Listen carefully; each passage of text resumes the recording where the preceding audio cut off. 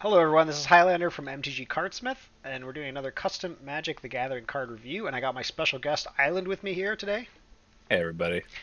And we are reviewing a card by BT9154 called Usada Pekora Prankster. All right, I like the name. It's another VTuber, but I do Okay, like the prankster, we like pranksters. Again, and this I sh- think prankster fits for like the colors. So true. Yep. This is a blue-red rabbit. Again, I claim this should be a human rabbit, personally, yeah, based on what this I'm is an seeing here. ongoing theme where like these Yeah, like human hybrids need to also have the human tag yeah, probably. absolutely. This is a 1/2, so pretty weak.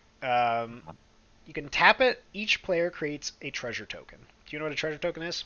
I'm assuming it lets you like draw a card or something. No, it's an artifact token, and you can sacrifice it to add 1 mana of any color.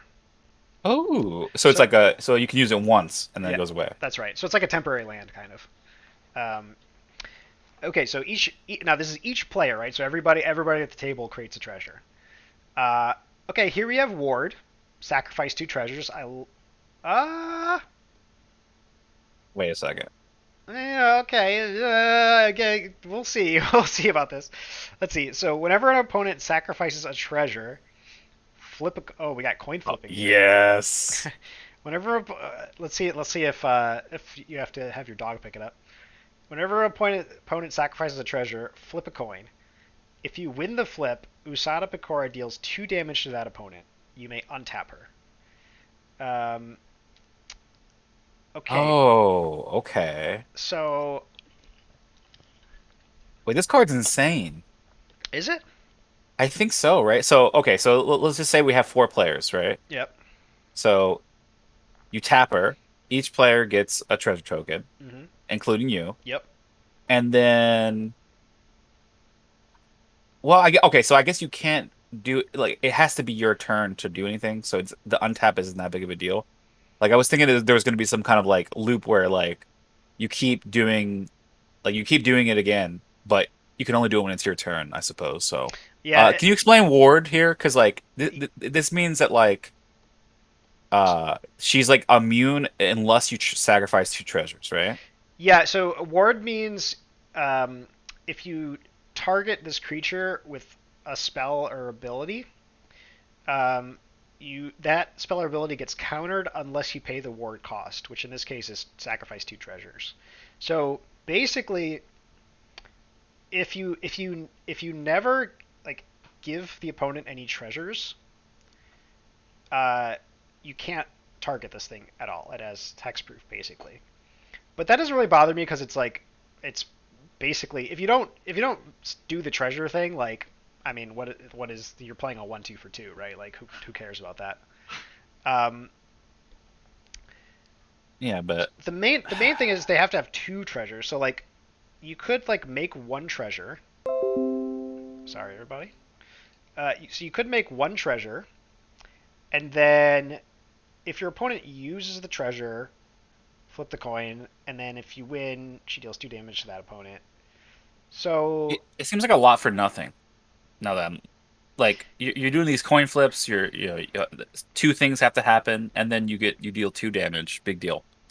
yeah, Um, the other thing is like the opponent doesn't even necessarily have to sacrifice the treasures. Um, so this requires your opponent to use the treasures. I mean, and the thing grant, is, the treasures are 100% worth it, right? Because you're on average like what 1 damage for a mana. That's worth it. that's true. Yeah, you make a very good point.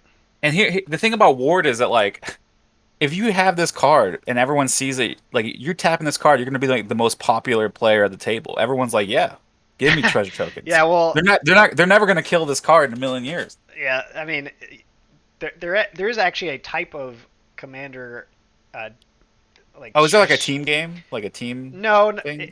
well, you can play a team, but usually it's a free for all. But there's Well, a we know how type free for alls go.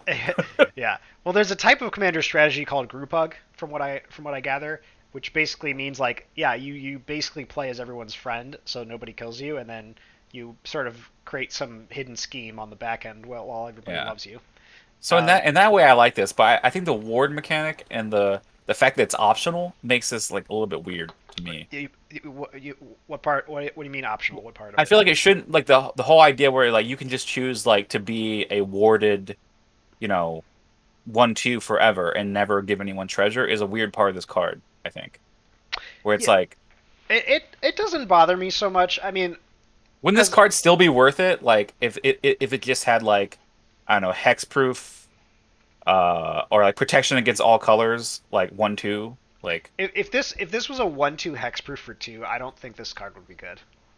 Oh, really? Yeah, I mean, I guess it is a blue red. I was thinking like it's not hard to give a card an enchantment, right? And all of a sudden I it's mean no that longer a that's 1/2. true. That's true. You could like buff it up and stuff, but like for this card to become a threat, you'd have to have several buffs. Like, okay, yes, you could play this in like a deck with a bunch of auras and make her like a giant threat of some kind with like a bunch of auras, but there's other cards that let you do that too. So like this isn't you know I'm not that mad at the ward here. Like, I think the coin flip is kind of unnecessary.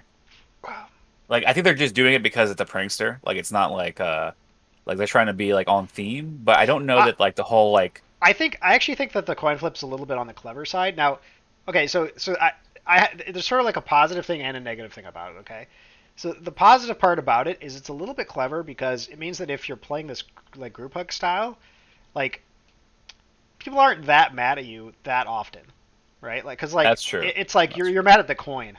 You're not, you know what I mean? Like you're mad at the coin. You're not mad at the player.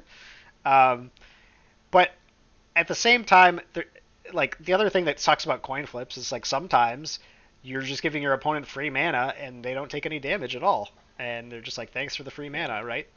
And other times your opponent is going to lose the flip every time, and they're going to be pissed because this card dealt like 10 damage to them or something, right? Um, yeah, yeah. so like that's kind of like the. I mean, this is a card for a certain type of player. Certainly not me, but I could see certain players liking this card. I mean, it's definitely an interesting card. I'll give you It that. is Like, it is it is it is interesting. I'm just a little bit weirded out with the board part of it. Uh, but I think you're right. I guess it does incentivize you to like spend treasure to like risk it. yeah, and you're Um, you're right. Like the treasure really is pretty free. Like you using the treasure. Like this card's basically giving everyone free mana. I mean, because it's 40 HP in Commander, right? Where it's yeah, like yeah, if this was like a normal game, like the 2 damage is a lot. Like this is like an average of like nothing, like in yeah, Commander, right? yeah, Like yeah. I mean, pretty much, yeah. So like the 2 damage is very little. So I mean, granted, you're giving yourself. I think really the way you play this card is you just like you let everybody just do whatever they want, and you hope that they don't kill you because everybody loves you, and then like you just use all that extra mana you generate to like build up some sort of a win condition scheme, right? Like the damage I think is like not even the main part of this card. This is just like a side benefit, yeah. right? I almost think it would be funny if they didn't get the benefit of the treasure If they win the if flip, they lost the flip. they lost the flip. Yeah. Yeah, But then you just get killed faster yeah, and but then like people hate you, right? yeah. Um, so like I'm coming around on this card. I think it's a 3 out of 5. I like the like I know that you don't like I kind of like the art, even though the white background's a little bit. It's not completely a white background, it's but white with some it's bunnies. yeah. I like the framing. I think it's fine. I think the color is perfect for what the card does, and it's a 1/2 and not like a 2/2. They could have made it a 2/2, and no one would have complained. Right. But they made it a 1/2, which means they thought about it. 3 out of 5. Yeah, there you go. Yeah, I mean, I'll also give this one a 3 out of 5. Like, um, I don't really have like too many issues with the card itself outside of the art, and the white background and everything. Uh, it's for a very specific type of player, and I think that player is going to have fun with it. I think everyone at the table will enjoy having this card around. So I think it's kind of like a feel good card, except for when you lose the coin flip too many times. So yeah, I mean, uh, I might give this card a 4 out of 5 actually, Nice. because I no, I can't. I'm sorry. The art. I would give it a 4 out of 5 if it wasn't for the art. If only it wasn't a VTuber. No, it has nothing to do with like anime. It's just it doesn't look like a Magic card, right? That's Yeah. my problem with it. And Honestly, also if it had a background, it might slip by. I think. it should be a human rabbit. Yeah. But this is very close to me to a 4 out of 5, just because like I don't really see too many issues with it, and like with the design of it, and I think a certain type of player will really enjoy this card. So, um, yeah, Agree. I like it. All right, cool. That's our review for Usada Pekora Prankster.